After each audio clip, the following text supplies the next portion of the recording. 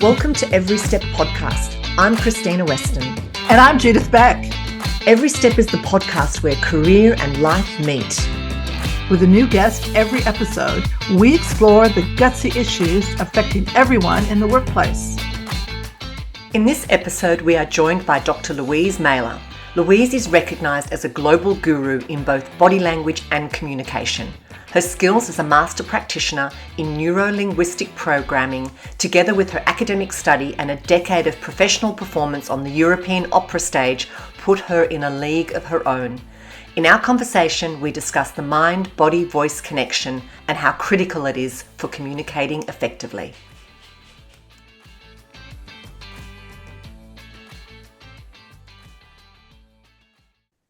Welcome, Louise. It's great to have you here. And today we're going to talk about communication in the work environment. And, we're finding it extremely difficult these days to communicate effectively. And all of us have run businesses and we've recruited people and we've done presentations and that type of thing. And the communication world is changing. But is it really? Is it really? So do the old things work better? Are they tried and true? Or, one of the things, Louise, I wanted to ask you about was, communicating, with body language. The whole area of body is just out of our realm at the moment, to the point where we stand behind lecterns, we block it off, we get onto Zoom, we get rid of our body. Bodies communicate. We can't get rid of them. And what people don't realize is that the body goes to the mind, but the mind goes to the body. It goes both ways. And if you actually get your body under control, you'll often find your mind will follow.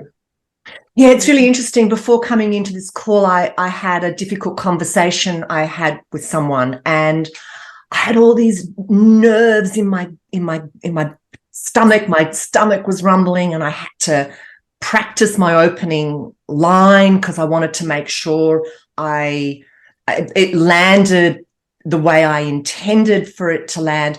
But my body I was feeling it viscerally. I was feeling the almost the uncomfortableness of what might happen as opposed to what actually did happen. Yeah, so the point is, I say to people, so you've got that discomfort, and that's often where the thinking finishes. And people say, they come to me and they go, I get nervous. And I'm like, yeah, okay, get in line. Yeah. We all get nervous. This happens. My question to you is, what happened? What exactly was the feeling? And then what were your strategies to overcome it? If that was not a suitable way to be feeling, it was going to be negative, and put a negative impact on the engagement. Yeah. We go further than, yes, this happens to me, but now what am I going to do about it? Deep breaths. Well, no, I don't do deep breaths. That's a disaster in panic. Oh, really? What, because you hyperventilate? Is that what happens? Well, what happens is, under panic, people don't realize that in the body, the arms jam, the diaphragm jams. So now if I take a deep breath in a panicked state, what happens is the breath goes into my upper body. So I'm going to lift up. Now I look stressed. So not only am I stressed, I'm stressed because I look stressed. Sometimes, and you're holding yourself so tightly. Yeah. And so therefore in singing, we used to talk about, and of course it squashes the voice and it blocks oxygen, so your brain doesn't work. But in singing, we used to talk about people would wind up if they're panicked. So they'd take a deep breath in, take another deep breath, take another deep breath, take another deep breath. And they're not actually exhaling though. No, we don't. We just keep bringing tension into the body. So it's not that breathing in is a bad thing. It's that most of us don't know how to breathe in. Therefore, under panic, you cannot use breathing in as a strategy. And I put it to you, if that works for you, go crazy. If something works for you, go crazy. But it doesn't work for many people. And I hear them saying that's the strategy they're using. So how do you get...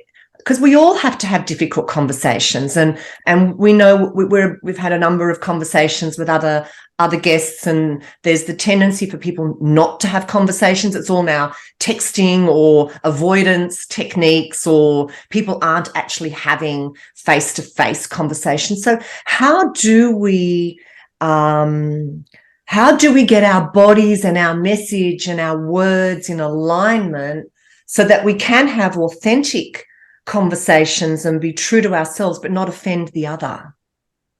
That's a big question. It's a big ask. I'm grabbing the screen. I'm going, we have forgotten how to speak, how to initiate sound, how to get sound out of our bodies, to the point where people actually are not making sound. And the phrase I'm hearing is not, I can't make sound. People are saying, I've lost my confidence. That's what is being said. I've lost my confidence. Well, Yeah. you've lost your relationship to your body and your voice and your ability to make sound. So, but we've lost our relationship with ourselves in that, because we've lost connection. If we've lost connection to our body and our ability to make sounds, and we're kind of feeling insecure or worried, we've lost our sense of self in some ways. correct. So they say vocal dynamics echoes psychodynamics. Psychodynamics echo vocal dynamics. It goes back the other way. So I see it as the mind, body, voice connection. The mind impacts the body, impacts the voice. Now we can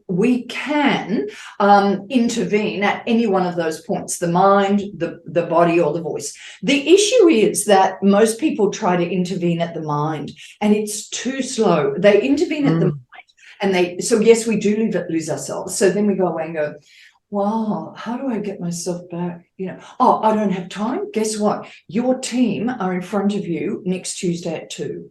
I don't have time to discuss with you the relationship with your mother and, childhood trauma and how that's affected you today.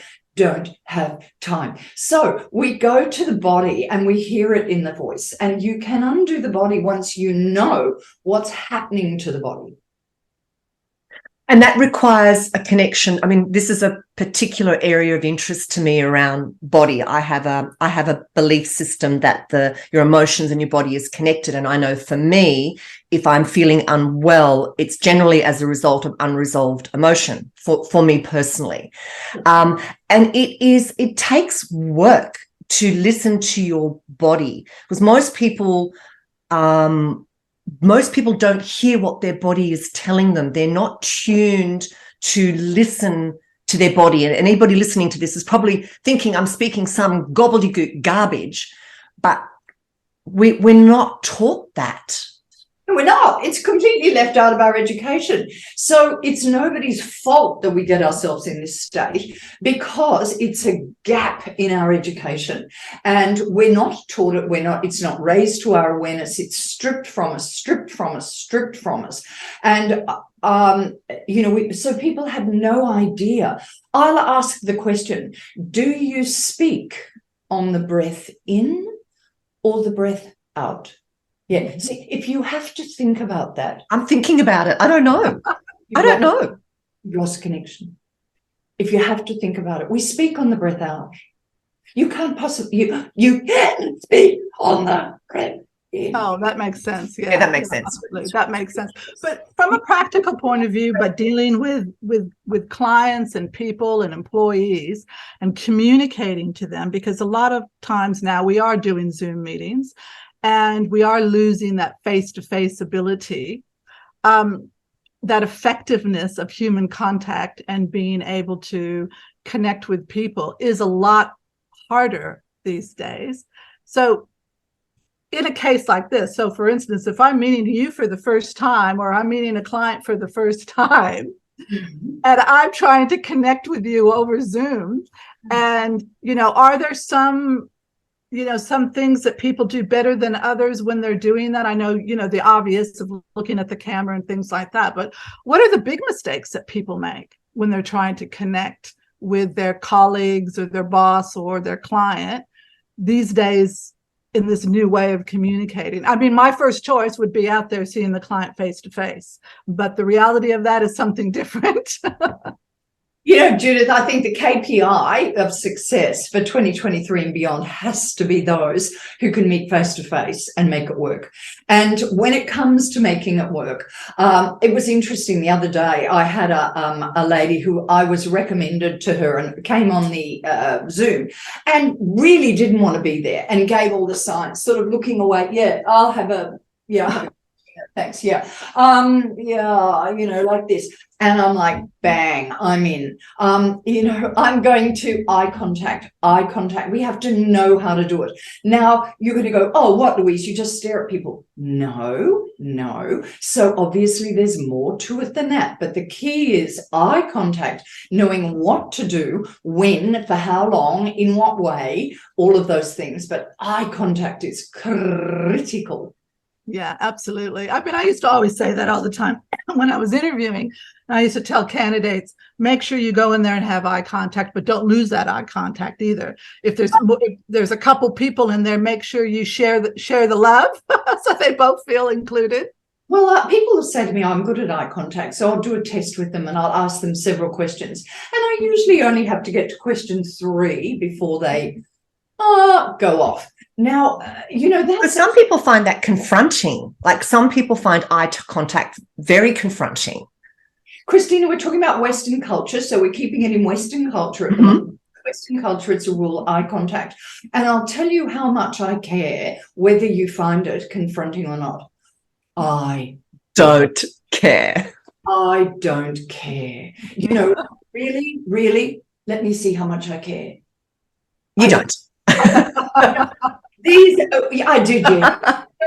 Did you hear them? You're not making the rules. And of course, then culturally, it changes. So know the rules in different cultures. But I have a phrase, the amateur practices till they get it right, the professional practices till they can't get it wrong. And if you're shifting your eyes on question number 3 about the color of your car, how are you going to go, Judith, in those interview questions when somebody says, do you really want this job? You go, well, maybe. At a networking event before Christmas, and it was an all-women networking event, and it became a game for me. I'd walk around to people and I'd go, hi, and what do you do? And then I'd stand there and see how long they could carry on without shutting up and just thinking, which part of this do you think is interesting? Which part? Interest. And then my game challenge was to look like I was interested. Oh, right, really? Wow. Now, there was one person, there were 5 people standing around. I said, what do you do? And she started. 1 drifted away, 2 drifted away, 3 drifted away. So in the end, by the time she got to say, and my third business is, I was the only one standing there. And I'm literally standing there going, do you not realize what you've just done to your audience? No awareness, nothing, boom, gone, and in that situation, I have to hold myself back. I want to go, listen, darling, let's go over here and have a chat. But I don't, because I think, Louise, not your role here at a networking event. Don't do it. It's very tempting that there's one girl, she was head of legal and she didn't know how to do her elevator pitch, tell people when they asked her what you do. She had trouble with it. And her girlfriend said, I know exactly what you should say. You should, if people ask you, hello, how are you? What do you do? You should just simply say, I keep the company out of trouble. That's it. Yeah. Why and not? That would be enough to get them to ask more. And that was her elevator pitch from then on. As far as because some people just go on and on and on. Hey, one of the things I want to talk about is tone, because tone gets us in trouble all the time. I mean, I know it gets me in trouble because people have told me over the years I have a tone, and that could be construed as, I've asked for something and it hasn't been happy. I think when you're outcomes focused, you can fall into that trap, and I've been guilty of that myself. Yeah, okay. So I think it's contextual and it depends on rapport and relationship. So this morning I had an issue where there was somebody coming for cleaning and they were coming on the wrong day, and I am very, very busy. So I just go, Wednesday, not.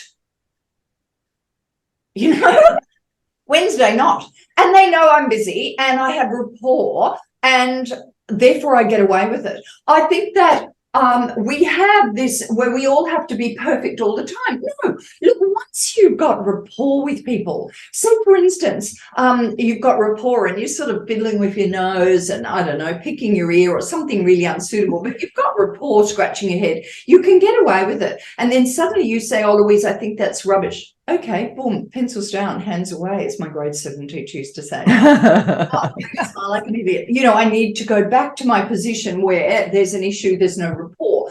So it varies on the context, the amount of rapport. I think we've become a little bit woke if we have to be joy and happiness, and if it's okay with you, if you wouldn't mind, all the bloody time. Because it's not realistic. It's not authentic. It's not realistic. And then people call the bullying card. Bullying. But what struck me with your tone, Judith, what you said, I get feedback, it's my tone. What does that mean? Well, because I come across as like, because with managing staff over the years, I become more directive, and it sounds different to them.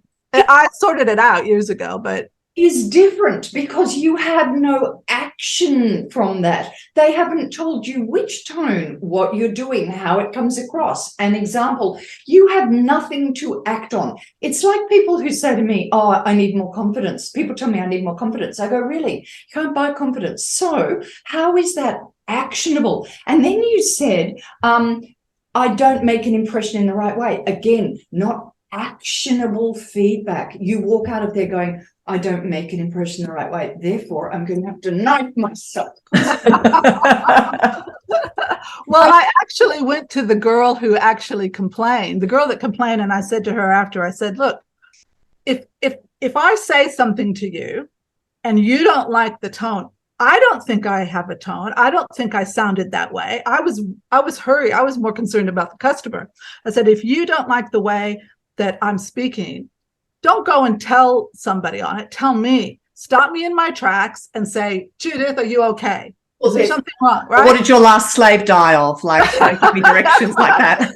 I can take it. I don't need, I'm not going to get all sensitive about it. But what I would much prefer someone tell me that than go off on a tangent, because nip it in the bud as it happens. Two issues. One is, we don't know what we're feeding back on. So when we're giving things like you make the wrong impression or you have the wrong tone, not actionable. What exactly was it?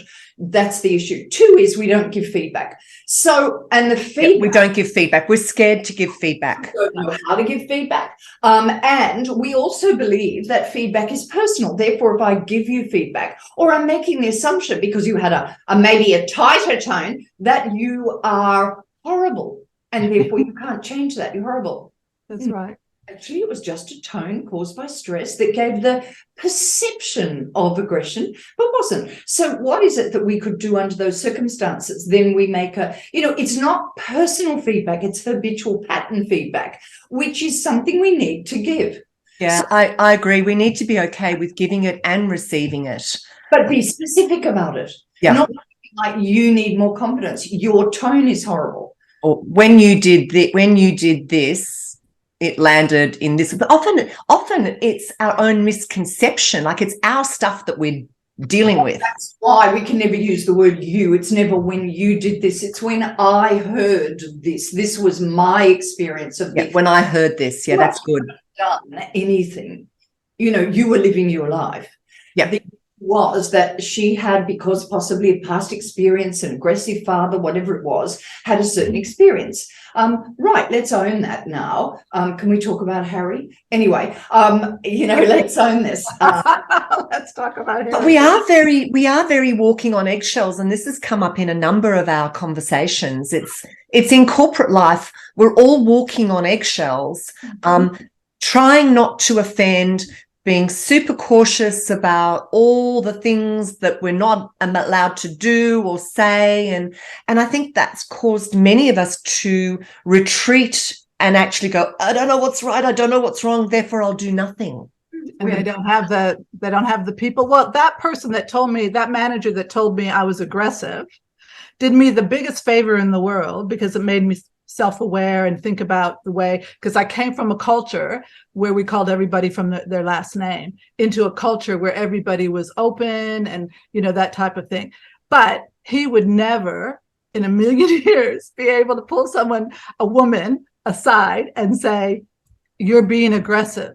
No. Today that would land that would land him. He wouldn't do it, because I had lots of feedback from men who say they are so scared, not just men, but women too, are so scared of giving feedback to employees because they're worried about bullying, come across wrong. And that's why I encourage so many people to get mentors and advocates outside their organizations so that they can get real feedback, because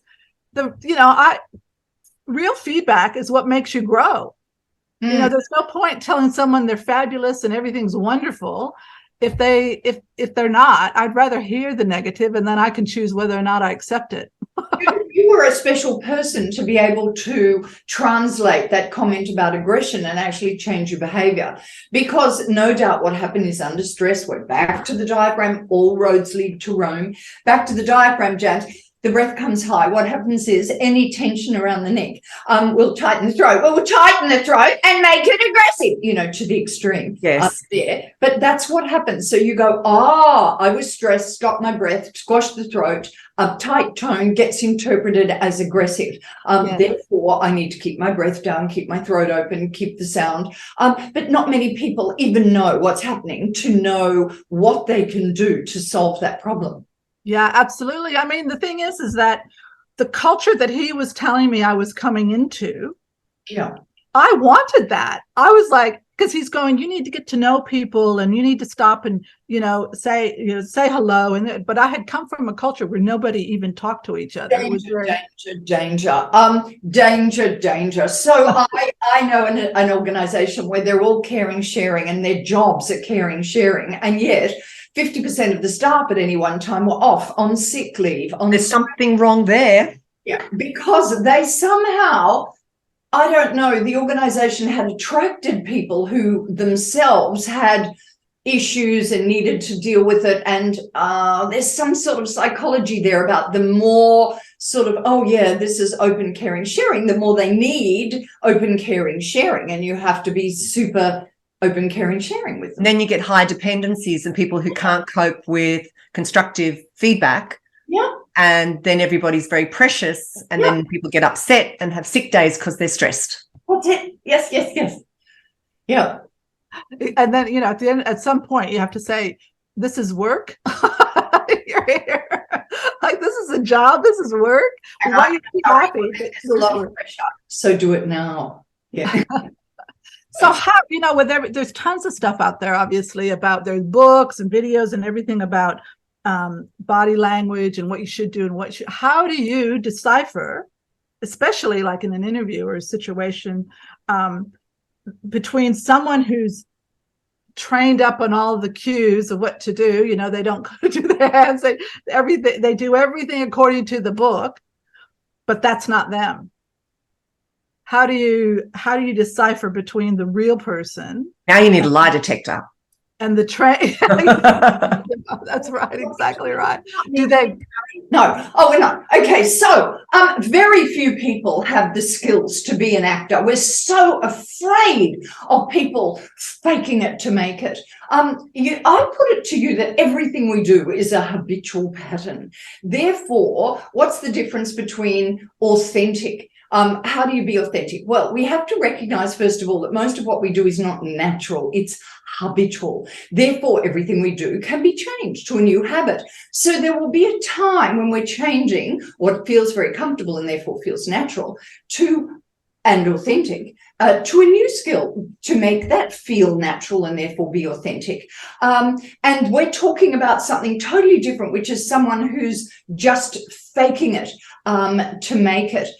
It's very rare. It's a special skill.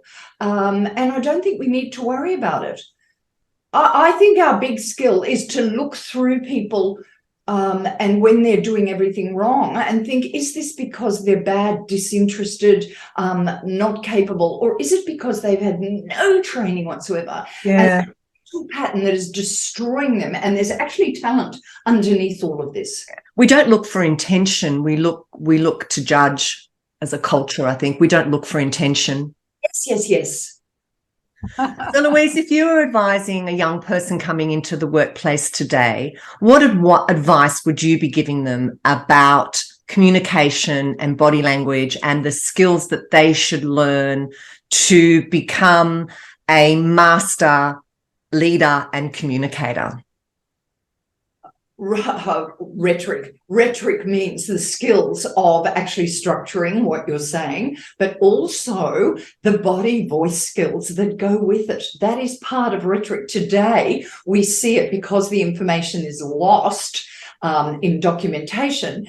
We see it as just being the structure of what we say, but 80% of it was actually the delivery of body and voice. So get back to these skills which have been left out of your education. Often I'll say to people even, so what are you going to say? And they go, well, I think, what, you don't have a structure, you don't have a framework. And then I go, how are you going to deliver that? They have no delivery skills. I'm like, well, no wonder you've got a problem. So we keep, I hear this over and over again, people want to be better at their task, be it accounting, be it whatever it is. They want to be better at that task until women end up 52 times better than anyone else in the world, but nobody gives them any credence because they have no structure in their engagement and no delivery skills. So structure and delivery, the gap, get into that gap, delve into that gap. Yeah. Judith, what about you? What advice would you give? What I would say to someone coming into the work environment for the first time, let's say they're going out to their first interview or seeing their first client, nonverbal is very important as well. So, you know, the behaviors that you have, like getting there on time, don't be late, get yourself into that meeting without being stressed running in, that type of thing. And I think eye contact, we talked about that. Eye contact is important. Smile, soft skills, and, you know, being authentic as much as you can. I think that's, if you think about the things that, how do you want people to respond to you? Think about how you should be responding to them as well. In a way, from a business point of view, keep business skills always in mind. As far I'm going into this meeting, I'm going to meet this person. Like Louise said, have a structure, understand what that is, and try to connect with them. And turn your phone off. Don't go into that meeting with your phone off, because the younger ones, obviously, and I hate to say it, and it's going up in age, are so used to communicating on their phone all the time. So one of the worst things going into a meeting or going into an office is someone being distracted by their phone. That will be a big negativity to any possible employer or employee, right? I would do that. Oh. Unfortunately, we've lost the art of talking, of speaking, where we're finding shorthand, abbreviations, text messages, where we don't bring our humanity into the conversation. And it saddens me to see that we're losing the art of truly interacting and communicating, which is a two-way exchange of voice and energy and wisdom and ideas and perspectives. We're just in upper caps. We're just belching out with our two thumbs, sadly. Yeah. And also, you know, one of the things, especially in interviews as well, is that sometimes people think that when you meet a client or when you meet a potential employer, that you have to agree with every single thing that they say. But the reality is they could also be testing you to see what value you're going to add. So you need to be true to yourself. And if there's something within, you know, product they have or whatever that you don't agree with, well, give them the reason why and give them the solution. So if you're always going to disagree with something, then try to give a solution as well to show that you're actually thinking about it. But don't think that you have to be a yes person and that you have to. Companies want people who are going to add value and think. And bring a different perspective. Bring that diversity, bring that different thought, but do it in a way that it's going to add value and that they know that you're thinking about it. I think my advice to add on to Louise's is practice. You can't just do a weekend retreat or a 2 days course and then go, I've nailed it, I'm going to wing it. This takes practice. Any skill you do takes practice for it to become, it's like you were saying earlier in the conversation, Louise, it's got to become habitual. And if you've been doing things a different way, it's going to take practice for you to get it a way that serves you better. So don't be afraid to practice. Here's a tip. People don't know how to practice, and you need to practice in some sort of context, which means there's no point doing it in the mirror in your own bathroom. Well, there is a point, but it's a minimal point. You need to be out amongst people in that kind of situation. So I don't have earphones here, so I'm pretending, but put earphones in and go for a walk and then answer. So why do you want this job, Louise? Well, I have a diverse set of skills, and how that all began was whatever it is. And you're talking here and you're walking along and people think you're on the phone. You're not on the phone, but you have earphones in, and so you get away with it. This is I do it.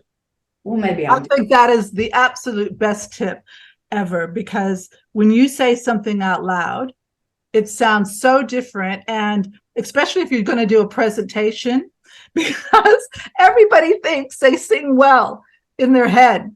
And then they sing out loud and they go, oh my God, that sounds terrible. Or that joke is not I'm flat. I'm tone deaf. Yeah. That's right. So say it out loud. And I think that's a great tip, Louise. I love that. Yeah.